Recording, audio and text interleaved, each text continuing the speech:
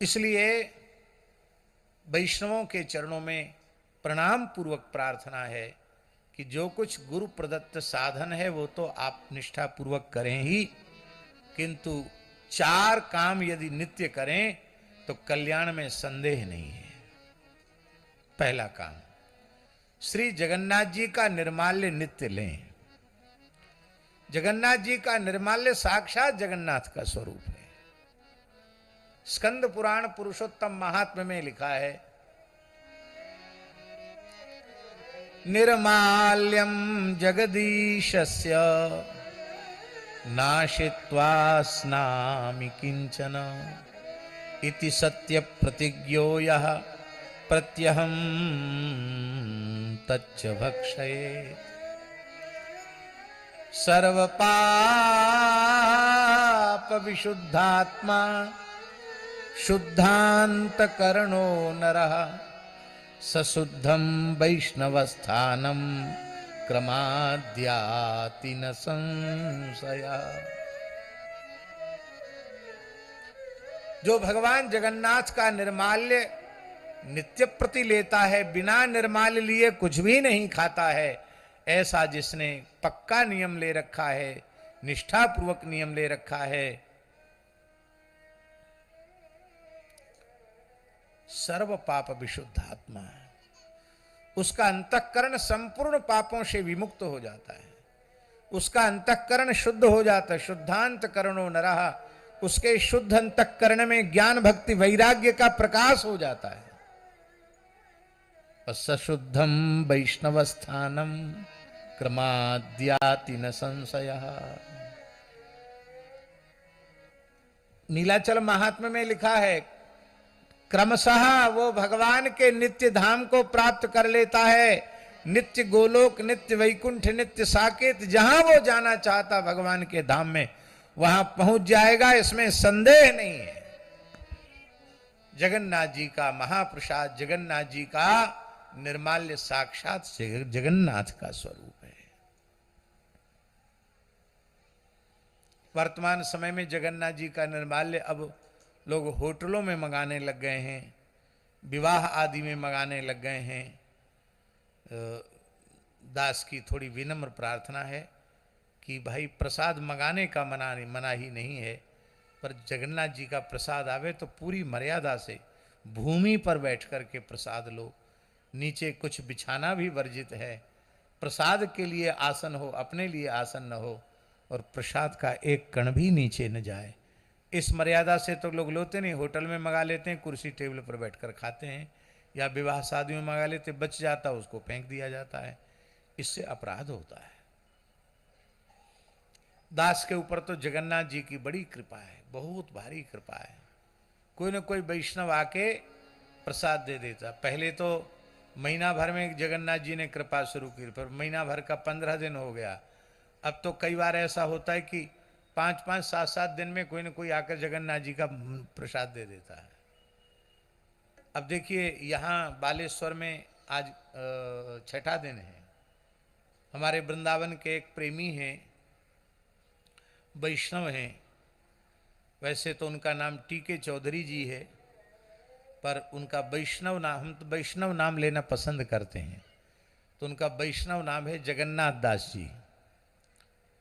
तो उन्होंने एक बार जगन्नाथ जी का प्रसाद भेजा पुरी से, जगन्नाथ जी का कोठो भोग प्रसाद भेजा। आज फिर जगन्नाथ जी से प्रसाद, उनका संदेश आ गया, महाराज जी जगन्नाथ जी प्रसाद भेज रहे हैं। तो जगन्नाथ जी जाएंगे तो प्रसाद मिलेगा ही, पर वहां जाने के पहले 2 बार प्रसाद रूप में जगन्नाथ जी की कृपा। गोवर्धन में आप लोग गए हैं? गोवर्धन में एक धर्मशाला है, उसका नाम है बिनानी धर्मशाला। बिनानी देखी होगी, जतीपुरा में है। तो वहाँ जयपुर के एक भक्त हैं लोकेश जी, ताऊ जी, उन लोगों ने कथा कराई थी, हम लोग वहीं थे। तो हवन के बाद हम और बैठे थे, बाबूजी थे, और हम बाबूजी से चर्चा कर रहे थे, इस बार 15 दिन होने वाले हैं, जगन्नाथ जी ने प्रसाद नहीं भेजा। बस ये वाक्य पूरा हुआ नहीं कि एक आदमी दीवार फांद कर कूदा। दीवार ऊंची है, वो ऊपर तार लगे हुए हैं, पर दीवार पर चढ़ गया, तार से ऊपर नीचे कूदा। तो मैंने कहा भाई क्या कर रहे हो, ये चोरों के रास्ते से क्यों आ रहे हो? ब्रजवासी था। बोले बाबा वहां तो चौकीदार घुसन्ना है जा रहा, वो कहा करें वहां घुसन्ना जा रहा, तो ऐसे नहीं आवे तो कैसे आवे? तो हमने कहा इतना क्या आवश्यक हो गया जो, अरे बाबा मैं पूरी गयो, तेरे ताई प्रसाद लेके आयो जगन्नाथ जी को, ये निर्माल्य है, ये खा जाए, ये जगन्नाथ जी की चरण तुलसी। मैंने कहा देखो जगन्नाथ जी, इसी समय जगन्नाथ जी ने भेजा। और एक घटना तो ऐसी है कि अनधिकारी जीव को विश्वास नहीं होगा कि ऐसा भी संभव हो सकता है क्या। दिल्ली के एक सज्जन एक पैकेट फल लेके आए, तो कोई भी आता है तो उसको कुछ ना कुछ देना चाहिए, अपने स्वभाव बस हम उठाकर जो भी सामने पड़ा है वो दे देते हैं। तो हम वहाँ जो लोग आए थे उनको हम उसमें से सेव थे, एक एक सेव उठाकर देने लगे। जब नीचे हाथ डाला तो श्री जगन्नाथ जी का खाजा और हरी हरी तुलसी, एकदम ताजी तुलसी, और जगन्नाथ जी का खाजा ऐसी खुले में रखा था उसी पैकेट में। तो मैंने उन सज्जन को कहा कि ये कितना बड़ा अपराध हो गया। अरे जब जगन्नाथ जी का प्रसाद लाए थे तो उसको अलग से लाना चाहिए था, इसी पैकेट में लाए थे तो हमको बता देते।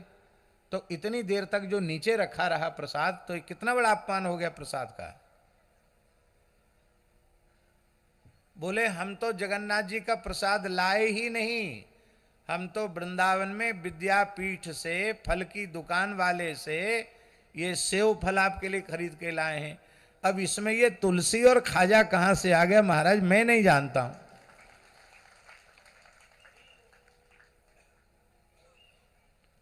महाराज जी विश्वास नहीं होगा किसी को कि ऐसा कैसे हो सकता है, लेकिन हो सकता नहीं, हुआ ऐसा है? कितनी कृपा है भैया इस दास के जैसे पामर जीव पर, पतिताधम जीव पर श्री जगन्नाथ जी की ऐसी कृपा है। तो आप सब तो बड़े भक्त हो जगन्नाथ जी के, आप पर तो जगन्नाथ जी तो कृपा करने के लिए व्याकुल हो रहे हैं। केवल जगन्नाथ जी के प्रसाद को लेने की महिमा है, ये नित्य निर्माल्य लेने से ही जगन्नाथ जी की कृपा होगी।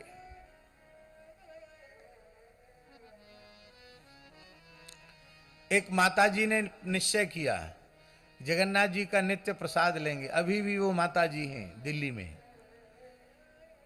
तो नियम शुरू कर दिया, और वो जगन्नाथ जी का निर्माल्य लेके आई थी, वो कोई चूहा ले गया। कुछ दिन तक नियम चला, चूहा ले गया, तो अब निर्माल्य नहीं। तो उन्होंने कहा मैं तो बिना निर्माल्य कुछ खाऊंगी पीऊंगी नहीं।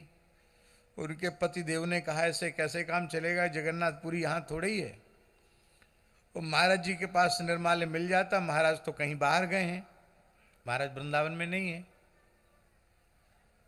उसने कहा चाहे कुछ भी हो या तो हमको पूरी ले चलो, हम जब तक जगन्नाथ जी का निर्माल्य नहीं मिलेगा हम नियम नहीं तोड़ेंगे। तो पति थोड़े,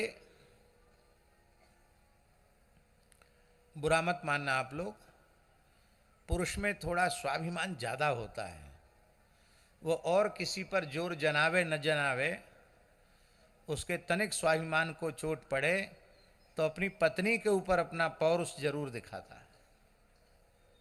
हाँ, ये घर घर की कहानी है। उनको लगता है अरे मेरी बात नहीं मानी गई, मैं पति हूं। अरे भाई तुम नहीं मान, तुम्हारी नहीं मानी तो तुम उसकी सब बात मानते हो, तुम नहीं मानते हो तो तुम्हारी क्यों मानेगी। वो नाराज हो गए, बोले तो हमको फुर्सत नहीं, हम तो जा रहे हैं अपनी दुकान पर, तुम जाओ। दोनों में कहा सुनी हो गई, थोड़ा प्रेम कलह हो गया, और वो रोते रोते वो मैया सो गई। तो जगन्नाथ जी स्वप्न में आ गए, दिन की बात है। जगन्नाथ जी बोले कि देखो चूहा तो ले गया निर्माल्य, लेकिन एक पैकेट जो है तुमने अपनी गोदरेज की अलमारी में जो तिजोरी है ना, उसके उस कोने में एक पोटली रखी है, उसको खा करके और प्रसन्न हो जाओ। हाँ, भूखे मत रहो। जगन्नाथ जी ने स्वप्न में कहा, दिन में। और उसके स्मृति में नहीं थी कि गोदरेज की अलमारी के भीतर जगन्नाथ जी का निर्माल्य रखा है। खोला तो जगन्नाथ जी का निर्माल्य मिला, पाया। बाद में फिर वो लोग पुरी गए, बहुत प्रसन्न हुए, हमको घटना सुनाई। श्री जगन्नाथ जी की प्रत्यक्ष लीला आज भी संतों वैष्णवों के साथ हो रही है। बोलो जगन्नाथ महाप्रभु की। तो पहला नियम, श्री जगन्नाथ जी का नित्य निर्माल्य लेना। दूसरा नियम, नित्य ब्रजरज मुख में लेना, मस्तक पर धारण करना। ब्रजरज संत चरणरज नित्य लेना। तीसरा नियम, नित्य भगवत चरणामृत लेना। और चौथा नियम, नित्य संत चरणामृत लेना। तो ये चारों नियम संभव हैं। चारों नियम संभव है।